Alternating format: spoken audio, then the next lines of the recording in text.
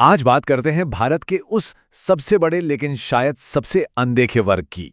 एक ऐसा वर्ग जो देश की रीढ़ की हड्डी है, पर जिसकी अपनी कहानी, अपना संघर्ष अक्सर अनसुना रह जाता है।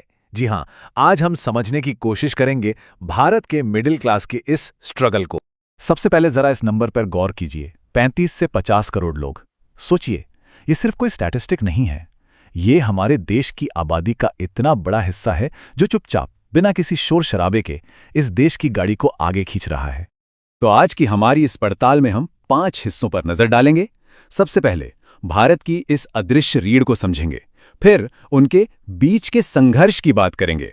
इसके बाद देखेंगे कि उन पर आर्थिक दबाव कैसा होता है, कैसे उनकी जिंदगी उम्मीद पर टिकी होती है, और आखिर में वो एक अंतहीन चक्र की विरासत कैसे छोड़ जाते हैं। तो चलिए शुरू करते हैं पहले हिस्से से, भारत की अदृश्य रीढ़। आखिर ऐसा क्यों कहा जाता है कि ये वर्ग देश की नींव का वो पत्थर है जो दिखाई तो नहीं देता, पर सारा बोझ उसी पर है। और यहीं पर देखिए, एक बहुत बड़ा विरोधाभास सामने आता है। मतलब एक तरफ तो ये क्लास देश के लिए सबसे ज़रूरी है, और दूसरी तरफ इनकी अपनी ज़िंदगी वो एक पतली रस्सी पर चलने जैसी है। एक तरफ है लिमिटेड इनकम और दूसरी तरफ है जिम्मेदारियां, अनगिनत, कभी ना खत्म होने वाली।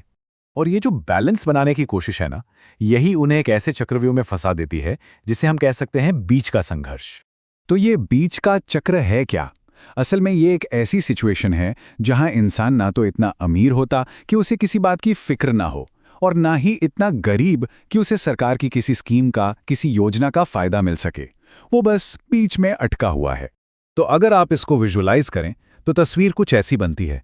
सोचिए, एक तरफ हैं वो लोग जिनके पास बेहिसाब दौलत है, दूसरी तरफ है एक बहुत बड़ी आबादी जो सरकारी मदद पर निर्भर है, और इन दोनों के ठीक बीच में एकदम अकेला खड़ा है हमारा मिडिल क्लास, अपनी हर एक लड़ाई खुद लड़ता हुआ। तो सवाल ये उठता है कि इस बीच के चक्कर में फंसे इंसान की रोज की जिंदगी आखिर दिखती कैसी है? ये कहानी है चारों तरफ से पड़ने वाले इकोनॉमिक प्रेशर की। इसको ऐसे समझिए, एक सैलरी आती है और उसे खींचने वाले 100 हाथ पहले से तैयार रहते हैं।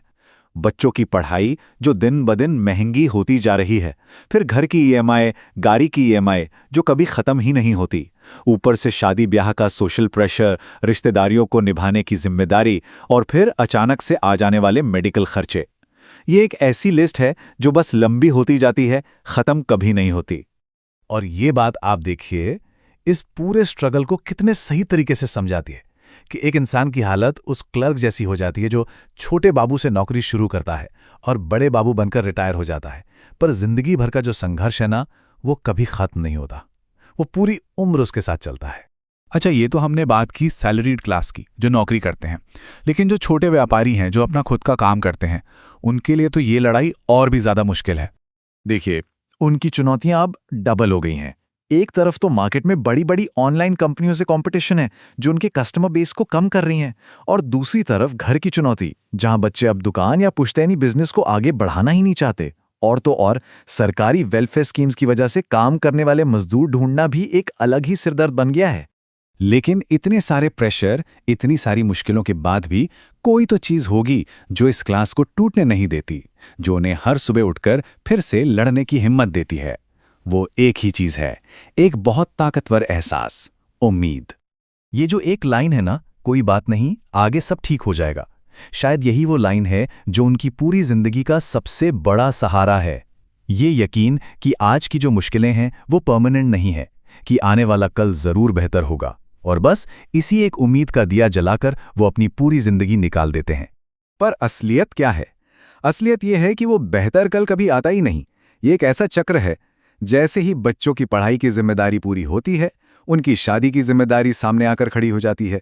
उससे निपटते हैं तो अपनी बढ़ती उम्र और हेल्थ की परेशानियां शुरू हो जाती हैं, और इससे पहले कि एक पीढ़ी इस चक्र से जरा सी भी बाहर निकल पाए, उसकी अगली पीढ़ी के लिए ठीक वही चक्र फिर से शुरू हो चुका होता है।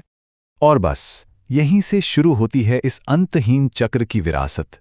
ये एक ऐसा स्ट्रगल है जो एक पीढ़ी पर खत्म नहीं होता, बल्कि विरासत में अगली पीढ़ी को मिलता है। और शायद यही इस पूरी कहानी की सबसे कड़वी सच्चाई है। देश में सरकारें आती जाती हैं, पॉलिसीज बदलती हैं, इकोनॉमी के नंबर ऊपर नीचे होते हैं, लेकिन मिडिल क्लास की जिंदगी की जो ज़मीनी हकीकत है वो दशकों से वैसी की वैसी ही है। ये वो लोग हैं जो पूरी ईमानदारी से अपना टैक्स भरते हैं, देश के हर नियम कानून को मानते हैं और चुपचाप इस देश की नींव को मजबूत करते रहते हैं। और आखिर में वो अपनी अगली पीढ़ी को कोई बड़ी जायदाद या दौलत नहीं, बल्कि संघर्षों और जिम्मेदारियों का वही चक्र विरासत में देकर चले जाते हैं। तो सवाल आज भी वहीं खड़ा है, जो वर्ग इस देश की रीढ़ की हड्डी है, उसकी अपनी कहानी आखिर कब बदलेगी?